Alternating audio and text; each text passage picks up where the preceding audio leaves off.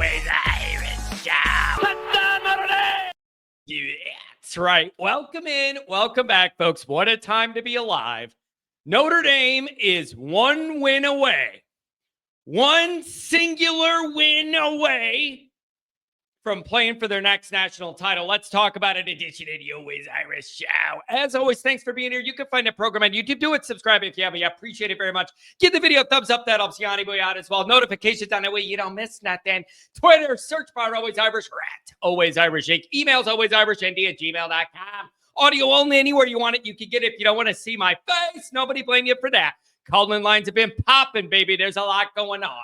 312-988-15. Dial it up. Tell Uncle Johnny Boy all you've heard and seen. Notre Dame Fighting Irish, brought to you by Sports Illustrated. Read all about it every single day of your life.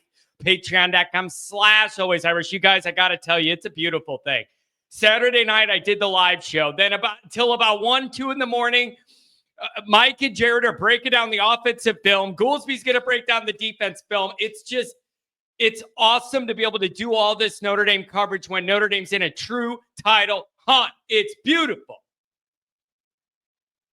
So welcome in. What a time to be alive. Notre Dame, the Irish are one win away from playing for a title, man. Through a bumpy, rocky, tumultuous first couple years and 2 weeks of the Freeman era, I can't help but to think of that moment doing the call-in show after the Northern Illinois game, and you're wondering what's going on with this team. What direction is the program going? What's up with Marcus Freeman's tenure? To go from that to having the longest winning streak in the country, setting the record for the most wins Notre Dame has ever had in a year. And I saw a stat that Notre Dame's the first team of all time to have wins against ranked teams in 6 different calendar months. Football is an amazing, amazing sport, isn't it? All these swings, and here we are. You're one win away. So let's get into this. Number one, Notre Dame's beat up. Notre Dame is and has been pretty beat up. And due to unforeseen circumstances beyond our control and what happened in New Orleans, Penn State's got what? A day and a half, 2-day leeway advantage on recovery time, recuperation, and getting ready for this game because they played New Year's Eve and then Notre Dame had to wait a full another day and all this stuff. Not ideal. It's not great. The roster's kind of beat up. Nobody cares. You got to go win anyways. I mean, people care, but like, what are you going to do? You just got to go with what you got and the guys that can go and go win another game. And Notre Dame's been doing a good job of that all year. They've done that next man up thing without a real drop off. It's been amazing. Cooper Flanagan's the latest one that's going to be out. You got a bunch of guys that are not playing at 100%. Love is nowhere near 100%. I don't care what anybody says. You're banged up and you just got to play through it and find a way to win. It's that simple. There's no other way. On their side, what is the status of their best player, Abdul Carter, with that shoulder? I think it's a shoulder. As I'm recording this, I saw he's questionable. They don't know the deal. Franklin's saying, I don't know. We'll feel our way through it. It's too early. That's a big deal. Notre Dame's got losses too, but that's their best defensive guy. That would be a big loss. Or if he's limited, something to look at. So one thing that I'm thinking about is we get to this point, Notre Dame's, beat up on the roster. You got less recovery time than Penn State has to prepare for this. Is this a situation where Notre Dame finally runs up against a physical and emotional wall and you just can't do it anymore and it's one too many weeks in a row of getting beat up and all your emotions are spent on Georgia and you're running on empty from now on? Or is Notre Dame so fired up right now, feeling themselves with confidence, not cockiness, that nothing can stop them now, and they're beat up and they're feeling pain, but the adrenaline of this moment's going to carry them through and they're shot out of a cannon the way they're firing at Georgia? I'm wondering if there's no in between those two things. It's either going to be, man, it's finally catching up to you, all the injuries and all this stuff and the timing, or you're so fired up, ain't nothing stopping his team now. I'm kind of thinking it's one or the other, not a lot of middle ground.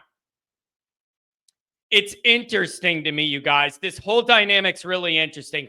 James Franklin has every bit of a bad big game record as Brian Kelly does, but he has won 2 playoff games in a row. You could argue it's against maybe the 2 weakest teams in the tournament, and he had the easiest run to this third round. But he still deserves credit for winning these 2 playoff games. And so can Notre Dame continue that Brian Kelly-like big game streak for James Franklin and catch him? Or is he going to break through at Notre Dame's expense? Even though it's the third round, I kind of feel like this game is the bar for James Franklin that Georgia was for Notre Dame and Freeman, just because you're finally matching up against a good team or whatever that nobody believed the first 2 teams that Penn State played was. So is he going to break through at Notre Dame's expense, or does that big game Brian Kelly thing catch up and continue? The next thing is their tight end is an absolute Sasquatch monster, 6'6", just all muscle, athlete, can catch everything, jump, run. He's a physical mismatch, whatever.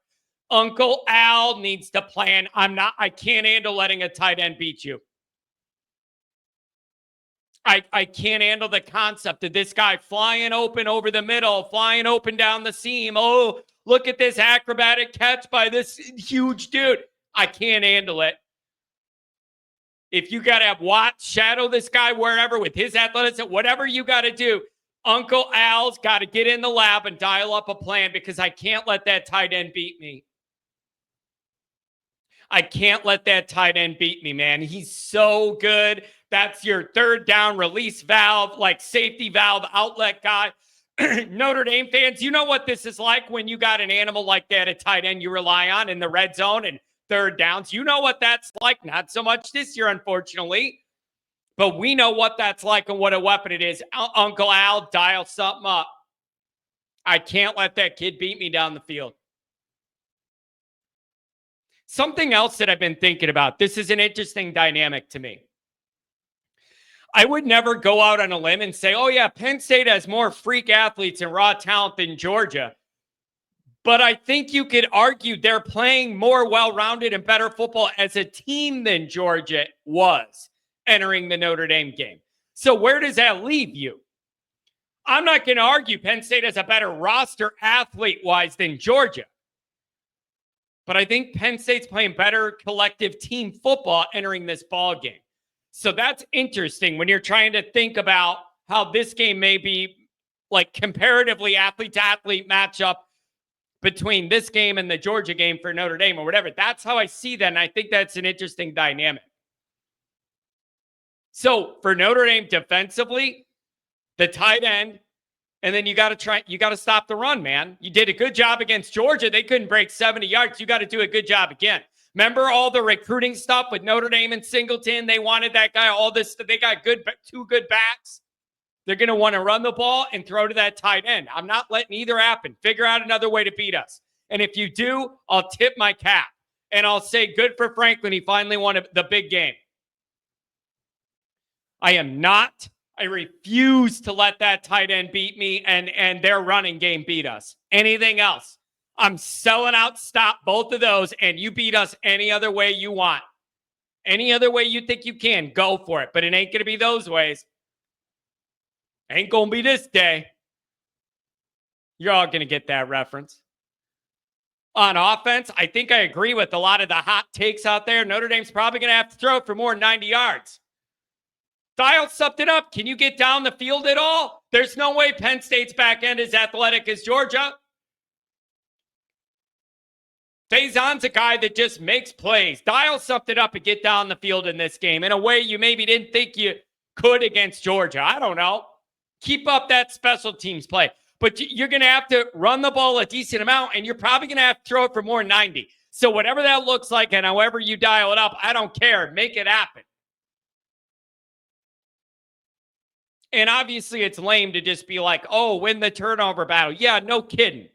You almost don't even need to mention that on a pregame show. Like, yeah, obviously, win the turnover battle.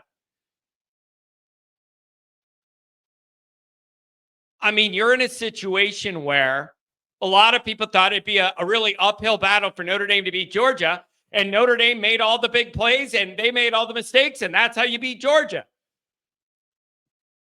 It doesn't have to be pretty again this week. You just got to find a way to win. And then you're in a title game and it's for everything. And you roll the dice, man, and you give it all you can. You go for a shot for a title. It doesn't have to be pretty. You just got to win this one, man. Notre Dame. Notre Dame feels like a team that just isn't going to stop. Every time this group has been doubted this year, they go on and win another game. They're on a serious roll, the longest winning streak in the country. Why doubt them now? Right? You're coming off a win against Georgia, the big bad SEC, and other. Why doubt this team now? They've come such a long way, and every time they're doubted, they come out and find a way to win a game. So you need to fight through another one here, any which way you can, and win it by any amount, and then anything could happen. Anything could happen. And the Georgia game proved that. Like, games are not played on a recruiting database computer model for a reason. It doesn't matter. It didn't matter that Georgia has top 3 recruiting classes for all these years in a row and Notre Dame didn't. They made the mistakes and Notre Dame made big plays and won the game. That's why these games are not played on a computer simulation, but on a field.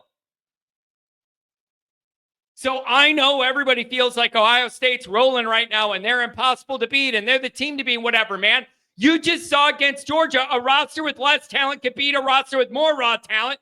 If the right things happen, anything could happen if you get in that title game. If it ended up being Ohio State and Notre Dame, would Iowa State be? Yeah, sure, they'd be favored, whatever. But these games are played in real life and not on paper for a reason. And the Georgia game is the latest example of that. You just need to fight through it and win one more game, and you're where you want to be. And we're having the shows I always dreamed about us having when I started this in 2016, was us talking about this kind of stuff at this level of football with titles hanging in the balance. A run like Notre Dame's on is never guaranteed. I feel really good about the future of this program. This is nowhere near what a peak Marcus Freeman talent team is going to look like. Too many injuries, wide receiver room nowhere near where it needs to be. Just, to me, this is nowhere near what a top-end Freeman team's going to end up looking like over the years. And look at the run you're on. It's never guaranteed, though.